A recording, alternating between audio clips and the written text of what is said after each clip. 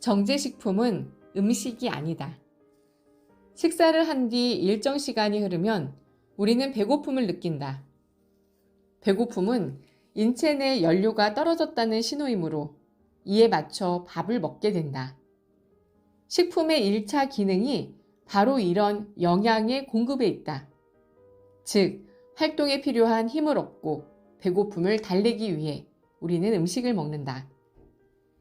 사람이 어떻게 밥만 먹고 사느냐? 커피도 마시고, 과일도 먹고, 아이스크림도 먹어야지.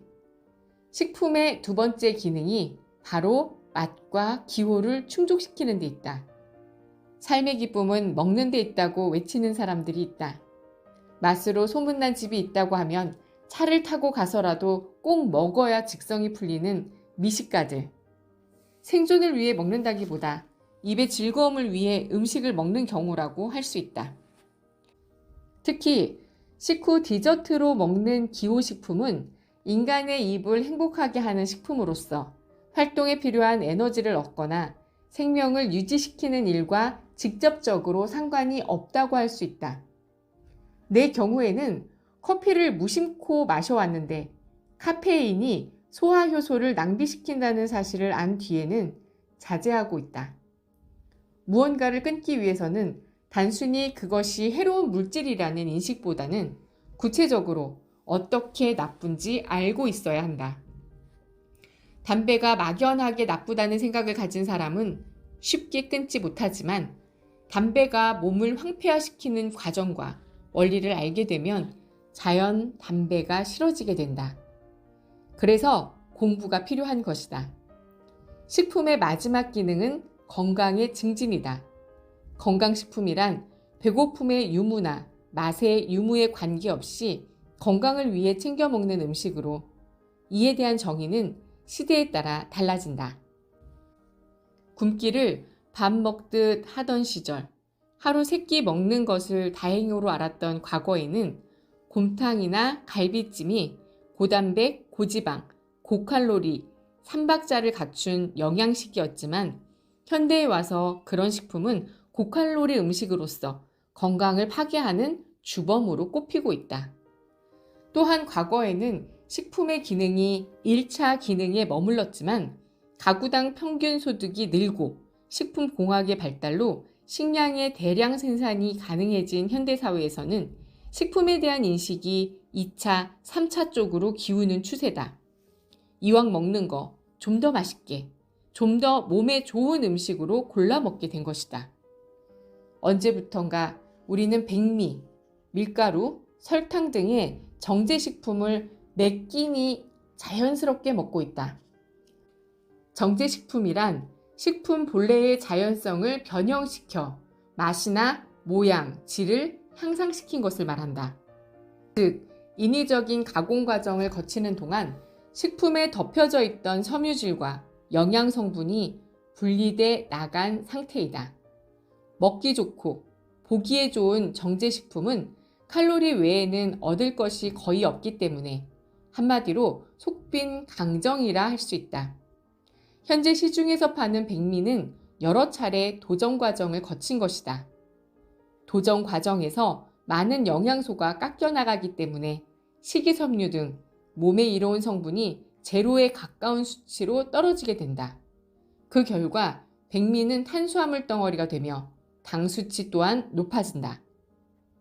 GI 지수가 높은 식품을 섭취하게 되면 혈당 상승 속도가 빨라지면서 먹은 지 얼마 안 되어 급격하게 허기지기 때문에 과식을 하기 쉽다.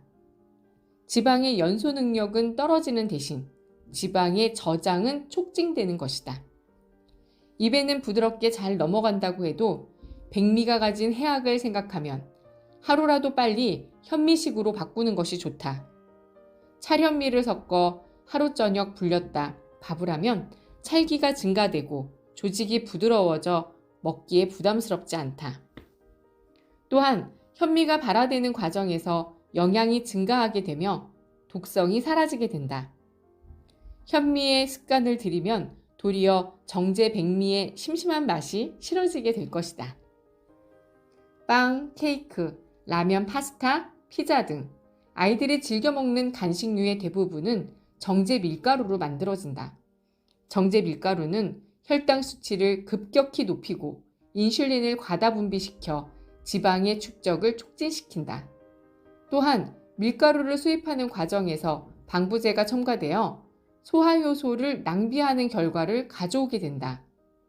우리 집 아이들도 나 몰래 빵을 사다 먹고는 하는데 그만큼 자기가 먹어오던 음식을 끊는다는 것은 쉬운 일이 아닌 것 같다.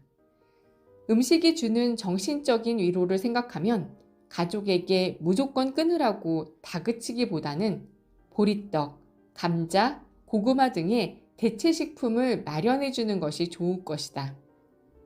정 밀가루 음식이 필요할 때는 통밀가루나 호밀가루로 만든 품목을 골라보자. 설탕의 원료가 되는 사탕수수 나무의 수액에는 많은 무기질과 영양분이 포함되어 있다. 하지만 이것이 정제 과정을 거치면서 백설탕이 되면 이야기가 달라진다. 정제된 백설탕은 체내 흡수가 빨라 신진대사에 동화될 겨를도 없이 바로 분해되어 버린다. 배고플 때 단 음식이 당기는 것도 이처럼 뇌를 급속히 진정시켜주는 기능 때문이다. 설탕의 즉각적인 작용은 간과 췌장 등의 장기에 과부하를 일으키며 조직을 산성화시키고 체내 무기질과 다른 영양소들을 빨리 소비시키는 등 인체에 악영향을 끼친다. 사탕, 초콜릿, 과자를 먹는 어린아이들이 지나치게 활동적이고 산만한 것도 이와 무관하지 않다. 또한 백설탕을 장기간 섭취할 경우 세포가 늙고 백혈구가 무력화되는데 이는 인체의 면역력 약화로 이어져 병에 걸리기 쉬운 체질이 된다. 또한 설탕은 자체로 칼로리가 높아 단 음식을 많이 먹을 경우 당분이 체내에서 중성지방으로 변해 신체 곳곳에 쌓이게 된다. 비만의 원인이 되는 것이다. 그 밖에 설탕은 칼슘 등 인체의 미네랄을 빼앗아 골밀도 약화, 동맥 경화, 심장마비, 뇌졸중, 저혈당증, 집중력 저하, 우울증, 두통 등의 증세를 발생시킨다. 정제 설탕은 한마디로 비타민 제로, 섬유질 제로, 미네랄 부족의 기형적인 식품이다. 흔히 소금이 고혈압의 원인이라고 생각하지만 인체의 원리를 살펴보면 고혈압이 생기는 과정이 그렇게 단순하지 않음을 알 수 있다. 고혈압이란 우리가 알듯 병의 일종이 아니라 오염된 혈관 때문에 피순환이 자유롭지 않은 상태를 벗어나기 위한 인체의 자정 노력이라고 할 수 있다. 신체 구석구석까지 피를 보내기 위해 심장이 강도 높게 펌프질을 하는 것이다. 인체의 혈액에는 0.9%의 염분이 포함되어 있다. 이보다 염분량이 떨어질 경우 뇌로의 산소 공급이 순조롭지 않아 치매에 걸릴 수 있다. 소금의 주성분은 나트륨이지만 기타 마그네슘과 같은 미량의 미네랄이 체내 나트륨의 배출을 돕기 때문에 약간 짜게 먹는다고 해도 큰 문제가 될 것이 없다. 이런 사실을 놓고 보면 소금은 혈류의 흐름을 방해하는 주범이 아니라 오히려 혈류의 흐름을 돕는 좋은 역할을 많이 한다고 할 수 있다. 결론적으로 소금을 먹는 것이 나쁜 게 아니라 미네랄이 결여된 정제 소금을 섭취하는 일이 나쁜 것이다. 정제 소금은 짜기만 하지 혈류의 순환을 도울 만한 미네랄을 갖고 있지 않다. 짜게 먹어서 얼굴이 붓는 경우의 대부분은 정제염을 섭취했기 때문이다. 이때도 두 가지 경우가 있다. 건강한 사람이라면 약간 짜게 먹는다고 해도 대사효소가 달려와 혈류량을 조절해 줄 것이다. 문제는 몸속에 비축해둔 효소가 적은 사람의 경우다. 이 경우 정제 소금을 섭취하면 혈압은 계속 올라가 얼굴이 부석부석하게 변하게 된다. 강조하지만 소금 자체만 놓고 보면 역기능보다 순기능이 많은 식품이다.